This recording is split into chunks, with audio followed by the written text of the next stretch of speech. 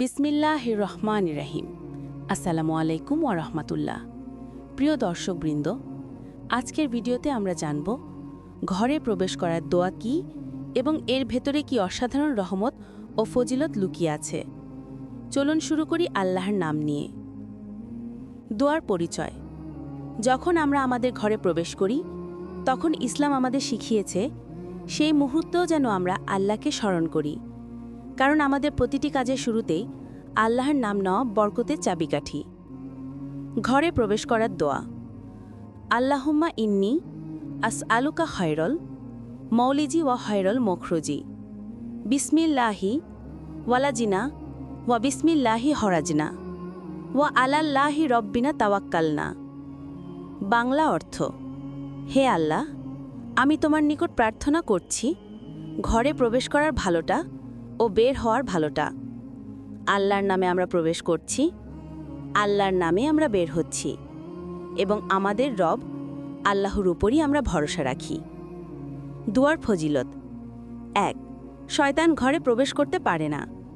রাসূলুল্লাহ সাল্লাল্লাহু আলাইহি ওয়াসাল্লাম বলেছেন, যখন তোমাদের কেউ ঘরে প্রবেশ করে এবং আল্লাহর নাম নেয়, তখন শয়তান বলে, আজ রাতে তোমাদের এখানে থাকার জায়গা নেই। সহিহ মুসলিম। ২. ঘরে শান্তি ও রহমত নাজিল হয়। যে ব্যক্তি আল্লাহর নাম নিয়ে ঘরে প্রবেশ করে, তার ঘরে ফেরেশতারা রহমত নিয়ে আসে। সেখানে ঝগড়া, অশান্তি ও ভয়ভীতি থাকে না। ৩. আল্লাহর সুরক্ষা লাভ। এ দোয়া আমাদেরকে অদৃশ্য বিপদ ও অশুভ শক্তি থেকে রক্ষা করে, যেমন জিন বা শয়তানের কুমন্ত্রণাকে দূরে রাখে। একদিন নবীজি সাহাবী একজন ঘরে ঢুকে বিসমিল্লাহ বলতে ভুলে গেলেন। সেই রাতে তিনি ঘরের ভেতর অদ্ভুত আওয়াজ ও ভয়াবহ পরিবেশ দেখলেন। পরের দিন নবীজি সাল্লাল্লাহু আলাইহি ওয়াসাল্লাম বললেন, যখন তুমি বিসমিল্লাহ বলবে না, শয়তান তোমার ঘরে প্রবেশ করে। সেই থেকে সাহাবী আর কখনো ভুল করেননি। আজকের যুগে মানুষ দোয়াকে ভুলে গেছে।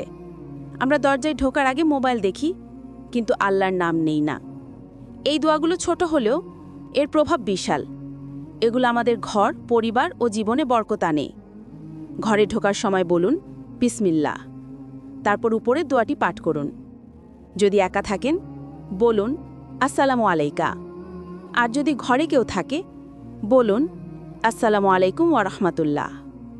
এইভাবে আল্লাহর নাম নিয়ে ঘরে প্রবেশ করলে ঘরটি শান্তি ও নূরের কেন্দ্রস্থলে পরিণত হয়।